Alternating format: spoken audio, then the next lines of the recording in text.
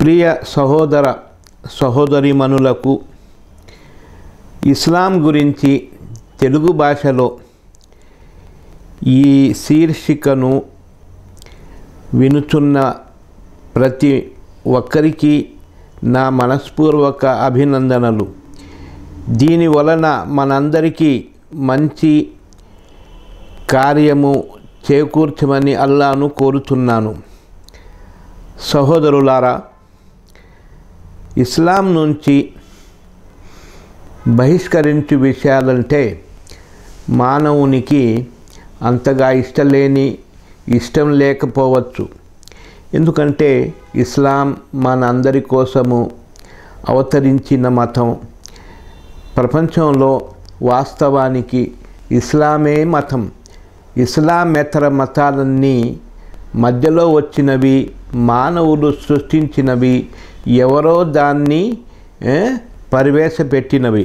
కాబట్టి మనకు ఇస్లాం కావాలి, ఇస్లాం మీద మనం స్థిరపడి ఉండాలి అని మనము దేవుణ్ణి వేడుకుంటూ చెప్తున్నాము. ఇస్లాం నుంచి బహిష్కరించే విషయాలు కూడా కొన్ని కలవు. అవి మనకు దూరంగా ఉండాలి, మనము వాటికి దూరంగా ఉండాలి. ఎప్పుడు మనము అల్లా రబ్బుల్ ఆలమీన్ శరణు కోరుతూ ఉండాలి. ఆయనే మనల్ని రక్షించాలి. ముస్లిం సహోదర, మానవులందరూ ఇస్లాం మతము స్వీకరించవలెనని అల్లాహ్ ఆజ్ఞాపించి దాన్ని విధిగా చేశాడు. ఇస్లాం ఆచారాలను పాటించి దానికి వ్యతిరేకమైన విషయాలకు దూరంగా ఉండవలసినదిగా ఆయన ఉత్తర్వు. ఈ విషయాలు తెలియజేయడానికే హజరత్ ముహమ్మద్ ముస్తఫా సల్లల్లాహు అలైహి వసల్లం గారు ప్రవక్తగా అల్లాహ్ నియమించాడు. ఆ మహానుభావుని అడుగుజాడలలో నడుచుచున్న వ్యక్తి మాత్రమే సరి అయిన గమ్యస్థానము చేరుకుంటాడు. ఆయనను తిరస్కరించి వేరే దారిన వెళ్ళిన వ్యక్తి దారి తప్పినవాడు. దారి వెతకాలి, దారిని సహకరించాలి, దారి తప్పకూడదని మన అందరి కోరిక. దివ్య ఖురానులోని అనేక ఆయతులలో అల్లాహ్ తరువాత రిద్దత్, ఇస్లాం మతమును వదిలివేయడము, షిర్క్, అల్లాహుకు ఇతరులను సాటి కల్పించడము, కుఫ్ర్, అవిశ్వాసము వంటి అత్యంత ఘోరమైన పాపాలకు దూరంగా ఉండమని హెచ్చరించినాడు. ఇస్లాం మీద ఉండాలని, ఇస్లాంకు కట్టుబడి ఉండాలని, ఇస్లాంలో ఎన్ని బాధలు వచ్చినా కానీ అవి భరించి ఇస్లాం మీదనే స్థిరపడాలని మన అందరము కోరుకుంటాము. ఇస్లాంకు దూరం చేసే ఏ ఒక్క విషయమైనా దానికి మనము బహుదూరంగా ఉంటాము.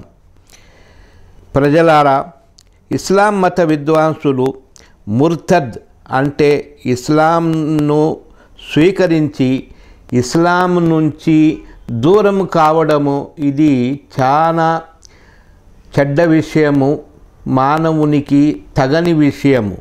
ప్రస్తుతము మన చుట్టుపక్కల ఎన్నో ప్రదేశాలలో ఇస్లాంలో చేరారు చాలామంది.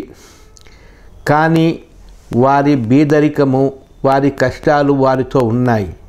అయ్యా, ఇదే పరిస్థితి రసూలుల్లాహ్ సల్లల్లాహు అలైహి వసల్లం కాలమున వాటిల్లింది.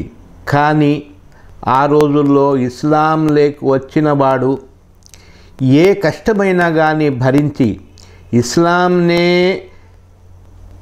పాటించేవాడు. తిండి లేక అస్తుపస్తులతో కొడుతూ కోస్తూ ఎన్నో బాధలు పెట్టారు. అయినా కానీ భరించారు. వారికి ఇస్లాం వలన చాలా మేలు జరిగింది. కాబట్టి మనం కూడా ఈ కాలంలో ఏ కష్టం వచ్చినా కానీ దాన్ని ఎదుర్కొని ఇస్లాం మీదనే స్థిరపడి ఉండాలి. ఇస్లాముకు విరుద్ధంగా తిరుగుబాటు చర్యలకు పాల్పడిన ముస్లిం ఇస్లాం మతం నుండి బయటికి పోయిన వాడవుతాడు. చీ ఎంత దురదృష్టము! ఇస్లాం చాలా భాగ్యము. ఇస్లాంను వదలడము భాగ్యానికి లోటు.